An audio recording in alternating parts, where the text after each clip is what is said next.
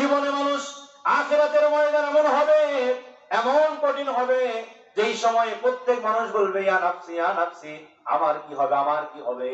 ওই কিয়ামতের কঠিন ময়দানকে তুমি বিশ্বাস করবে আর কি করবে, ওয়া তুমিনা বিল্লাহ ওয়া তুমিনা বিল কদরি খাইরিহি ওয়া শাররিহি, তোমার তাকদীরের ভালো মন্দকে বিশ্বাস করবে।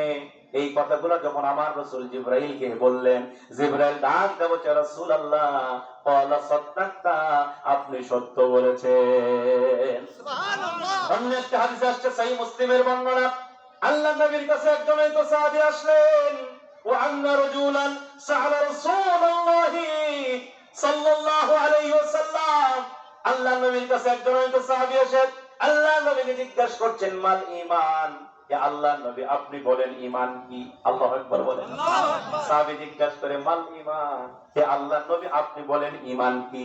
ঈমান কি জিনিস?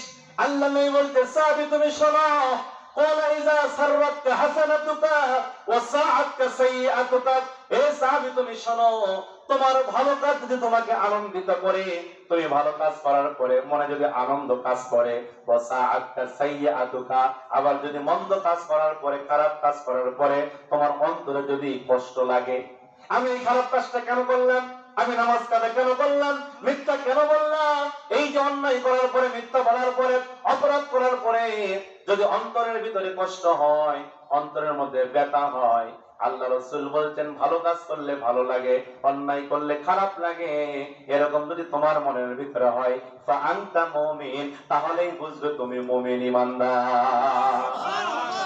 আল্লাহ পাক সেই ইমানদারকে আল্লাহ বলছেন সূরা